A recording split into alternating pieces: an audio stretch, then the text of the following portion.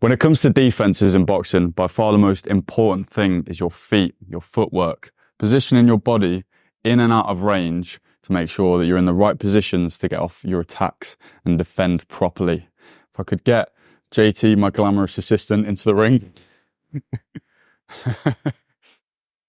So when we're using our feet to get in and out of range, if you extend your jab for me. This is obviously out of range. When I'm in range, I'm past the point of impact of his punch. So we're using our feet to move backwards and forwards, in and out of range, to defend and attack. We can do this in phases, but we'll get onto that in a later part of the course. So full extend the jab. All we're going to be doing, stepping in, stepping out of range. Like so. Now, of course, if we're just going forwards and backwards, then we're not really creating any angles and we're not getting ourselves in a very advantageous position to be able to counter my opponent's shots. So what we do is we take a slight angle, we take a side step. If you think back to the footwork video, step with the right first, and now I've got an angle to attack here, here, here. Or if I want to go the other way, there, there, there, so on and so forth. The reason why this works so well is because when I step off to an angle, he's right in my direction where I can land shots, whereas he can't really land punches on me because he's like over rotating, or I'm just out of the right position for him to land shots. So we've covered going in and out of range, and we've covered lateral movements, stepping to either side. But what about using the pivot to create better angles to launch an attack? Well, first of all, we can step and pivot to our right, and then we've got an even greater angle of attack, or we can step and pivot to our left. This is great when, say, you throw the backhand. I can slip, step, pivot, and then I'm in a brilliant angle to attack. Same as if you threw the jab, steps, pivot, boom, boom, boom, etc. This is also brilliant when it comes to getting off the ropes. I can either break to my left, step, pivot, and I'm out, or I can break to my right, step, pivot, and get off the ropes that way. Of course, we've also got our generic pivot where I'm just going, without taking the step first, I'm just going to here, or I'm just going to here to create an angle and save me from backing up all the way to the ropes. However, when you're doing this, first take one or two steps backwards and then take an angle, as opposed to taking an angle straight away, because I can still kind of be caught from this sort of range, like your left hook as I'm coming out, or obviously your right hook as I'm coming this way. So when we're using the pivot in the ring in terms of ring craft, take a couple steps back and then we'll pivot. This is a great way to stop you from ending up on the ropes, because a lot of particularly novice boxers, they only move in one dimension, and that's forwards and backwards. And if I'm just moving backwards and you're attacking, eventually I'm going to end up here. I've got nowhere to go, and then I'm going to get knocked out. Well, maybe not knocked out, but right. If you fully extend your jab again, this is range. Obviously here, I'm right at the edge of range where I can still get caught with shots. But if I just take my back foot backwards one step and leave my front foot in range, then it allows me to still be able to land shots as I step back in, but takes me just out of range to avoid his shots. The same as if I'm out of range and I want to come in range, I can just take this front foot, land my shot, and then take it back out. So we don't always have to move both feet before we get our shots off. A great example in terms of combination with this is if I threw a 1-2, took a step out, he'd throw whatever sort of counter you're going to throw, and then I can come back in with my second phase, and we'll talk about that in another section of the course. Another thing we've got is creeping into range. Now, you see this particularly in the pros, but sometimes you need to disguise what you're doing with your feet, with your hands. So to get into range without I'm really noticing, I can be moving my hands like this and just slowly keeping my feet in. Another great way of doing this is just edging this front foot forward whilst maintaining how far away my head is. You can't really see me moving my feet in now, especially if I disguise it with my hand movements too, till I'm in range, and then I attack. Another great way of doing this, which breaks the fundamentals of footwork, is Shakur Stevenson. Trying to draw him into another left hand. Good range. What he does is when he comes forward, he brings his back foot in, so his feet are close together, but keeps his head in the same place, like so. And then what he can do is he can step forward and throw a backhand. And that gets me in range like straight away as I'm throwing the backhand, so I don't have to take time getting my feet in, then get the shot off. I can just bring this back foot in and then like so. Our second most useful defense is our hand defenses. Basic hand defenses are as follows. We can start by just something called a full block, where how I like to think of it is you put the tips of your fingers together like so, and then you just look through a little window like this. Now, this basically stops any straight shots from getting through. And what we can do is we can slightly close it up as the shot comes, just to absorb the impact. Next, we've got a block. Now, when it comes to blocks and parries, think about each person as though they have a mirror in front of them as opposed to an actual opponent. When he throws a jab, I'm blocking it with my mirror image, same hand. So he's obviously throwing a jab with his left hand, but I'm blocking it with my right, or I'm parrying it with my right, like so. But if he throws his right hand, I'm blocking it with my left. One more. Blocking and parrying are two slightly different things. Blocking is basically just catching a punch. So if he throws a jab, all I'm doing is I'm just turning my hand, putting a little bit of force behind it, and just catching a shot like that. When we're blocking, we want to make sure that we're putting some weight behind it. We're being confident when we're blocking the shots, because if someone's starting to throw bombs and I'm not being confident with it, then they're just going to punch straight through our hand defenses and still be able to cause a lot of damage. When it comes to defending the jab with your hands, blocking is by far the most useful thing to do. But as soon as we've done that, we'll talk about this more in counter punching. We want to fire something back, so we catch a jab and we throw our own jab back, for example. We catch a jab, come over the top with the right hand. When they're throwing their backhand, we want to parry it, so we take them off balance if we can, and then we can throw counters like so. So blocking and parrying is your two best hand defenses, really. And it's going to take a lot of practice. So every time you're sparring, shadow boxing on the pads, think about using these hand defenses to just throw some straight shots.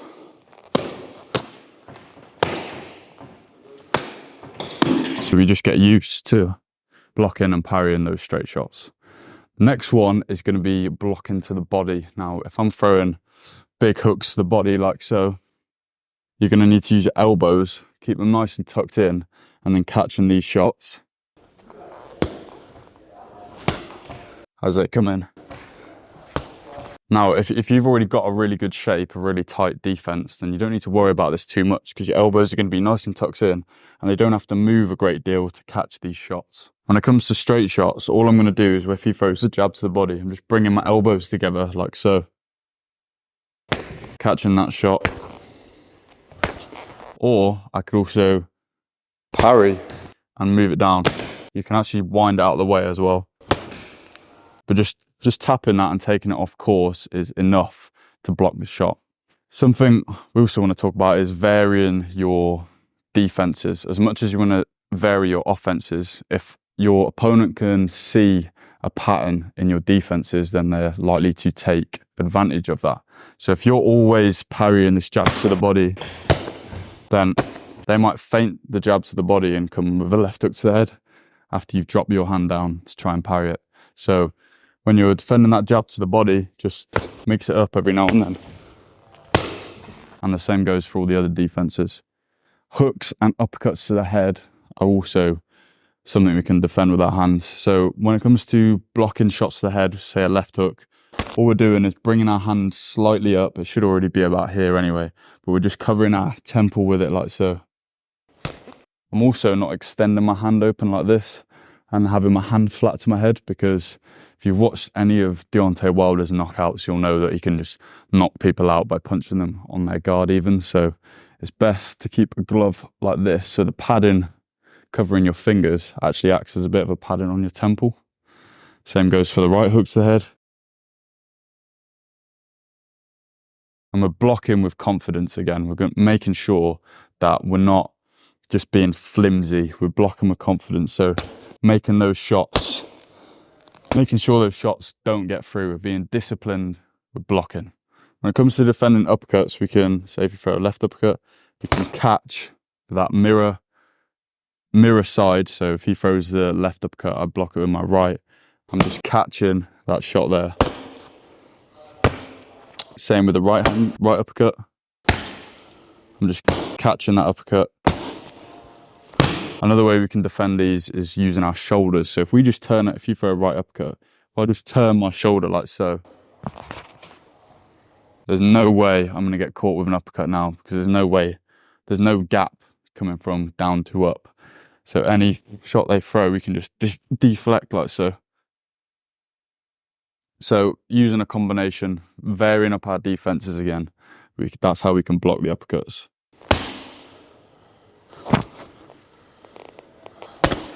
Like so. Another way you can do that is simply just by laying back, but we'll cover that in the head movement section. Another variant you'll see Tyson Fury do a lot is the wedge block. And that's where, say if you're throwing a left hook, I'm going to extend my arm out and sort of jam my elbow into his bicep almost. We're trying to catch it like so. And if you can catch it at the right time with enough force, then you'll actually do a lot of damage to their arm. Same with the right hook. And this leaves them really open for your own shots or coming from the left side. Like so. Another semi-related defense is called the shoulder roll, which Floyd Mayweather uses a lot, but we'll cover this more in the head movement part of the module. And that's essentially where your opponent throws a right hand. We're just deflecting it with our shoulder. We're bringing our shoulder up like so and protecting our chin and deflecting that right hand. Another point which I wanted to make is about your shape. If you've got really good shape, then your defense and your hand defenses will already be pretty easy to master.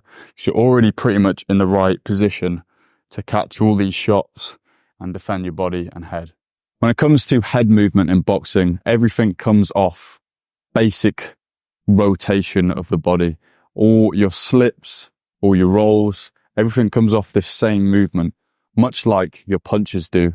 Everything is meant to flow together, like so.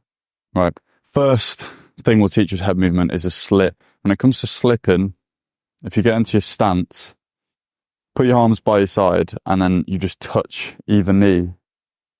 This should be enough for a slip, like so. So when you slip in, obviously your hands aren't going to be down by your side, they're going to be here. You're doing that same movement. And this exact movement can be what's required to set up certain shots. So say I'm slipping inside, that can set up a left hook. Or I'm slipping outside, that can set up a right hand. We'll just get a partner, and when they can just throw straight shots, and we're just slipping outside of each of these shots, like so. But we're using that rotation sort of movement as opposed to, we're not trying to like bend this way and bend that way. That's more of what we call a weave, which we'll go into after. Something that flows nicely off a slip is called a roll. So let's say I slip outside of Jordan's right hand. I can then come under as he throws a left hook with a roll. And with a roll, we're trying to draw a U shape with our nose. That's how I like to think of it. And we're using the bend in our knee to, let's do it again. The bend in our knee to create this U shape. And then we're coming up the other side. So they flow quite nicely off each other. Same goes for the slip the other way. So jab, slip the other way, and then left up. We can roll off that. See how they're sort of flowing together. I'd rather teach head movement this way as opposed to going, okay, this is a slip. Okay, this is another way of slipping. This is a roll. This is a weave, because then we get the flow of boxing coming together. The next one we can talk about is a weave. Now, with the roll, we were just bending our knees and creating that U shape. But with a weave, instead of focusing on bending our knees. We're just going to bend at the hips like so and just come up like so. So if you throw a left hook from there, that's more of a weave. We're putting our head down and then coming up, as opposed to a roll, which is just bending our knees and keeping the same angle of our body. Now I've got something called a layback, which we could teach in the foot defenses, but we'll teach in this one anyway. And that's basically where if you throw a jab, I'm just going to slightly step out of range. I'm going to lean my whole body back like so, and I can come back. Another slight variation of this is keeping our feet still and just leaning back slightly from the hips.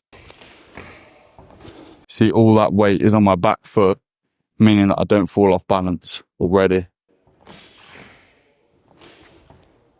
It's a great shot to counter. When it comes to a shoulder roll, generally we're going to be in this sort of Philly shell sort of guard. So we have our right hand by our chin and our left hand defending our body. And as my opponent throws the right hand, because our chin, if you've watched the shake video, which you already should have, our chin will be nice and tucked behind the shoulder. So he throws the right hand, I'll be able to deflect it by just bringing this shoulder up to my chin. What a lot of coaches overlook when teaching defense is the jab. The jab is actually a brilliant way of defending yourself when it comes to boxing, because you can keep them at range. You can keep them every time they think they're getting in, you just pop them with a jab, maintaining that range and lining up your right hand. Recently, I was doing a tech spar with a heavyweight, and the tech spar, I believe, was I throw 2 shots and he counters with 2 shots. And what this ended up doing was taking away his jab, because now he couldn't jab me on my way in because he was a bit taller than me. So I could basically just walk him down, get my 2 shots off, and then use head movement or my own defense to get out of there. This completely outruled his boxing game, because his game was use the jab to keep me at bay and line up the right hand. But now that jab's been taken away from him, he didn't know what to do, and I could walk him down really easily. And that just goes to show how useful the jab is at keeping your opponent at bay. Other things you can do with the jab is you can blind them and then get a shot off. You can even keep the hand there, move your feet and then throw. Or obviously the other way. You can also break up their guard with the jab. So if they've got a nice tight guard, I can throw a jab like this as opposed to like this and sort of open up their hands, ready to throw more shots. Of course, jabbing is lining up those better, bigger power shots. Not only does it keep them at bay, but it reminds you of how far away they are from you. So you know whether you're in range or out of range, and showing you whether you're in the danger zone or not. Overall, the art of defense is combining hand, trunk, and foot defenses into one to make this as effective as possible and create unhittability. For example, let's say I'm on the ropes and Jordan knows I'm going to move to my right. As I'm doing this, I want to combine not only keeping my hands up, not only moving my head, but moving my feet all at the same time, so that I am much harder to hit than before. So as he goes to throw out a left hook, I'm stepping with my foot, I'm rolling, and I'm keeping my hands up at the same time, as opposed to just blocking that left hook, or just stepping to the right, or just rolling. I'm combining them all together so that I'm much harder to hit. A great example of this would be Mike Tyson. When he's doing his head movement, he's got his hands pretty much glued to his chin, and that's combining his hand defenses with head movement, and also great footwork to become as unhittable as possible. Another great one is blocking or parrying whilst using my feet. So Jordan might throw a jab, I might parry and step back, or throw a backhand. Or I could also move to the other side, so I could parry and step that way, or the other way. And that is just creating a greater angle whilst also deflecting his shot off balance, combining the defenses to make you much harder to hit. Of course, I could do this going the other way. I could actually be blocking his jab and stepping forward and pressuring him, showing him that I'm not going anywhere, I'm coming forward. I've got to be confident with these sort of blocks, so I've got to be confident as I'm coming forward. I've got to be making sure those shots aren't getting through. Integrating these 3 types of defenses together it's important that we drill certain movement patterns. For example, a common combination that someone throws is a 1-2 left hook. And a great way of defending that is blocking it, parrying the right hand and going under the left hook. So a great drill to practice when you're on the pads or when you're in sparring is catching that jab, parrying the right hand and then going under. And this simple movement you can practice when you're shadow boxing. Just doing that can be the difference between you getting hit and you not getting hit.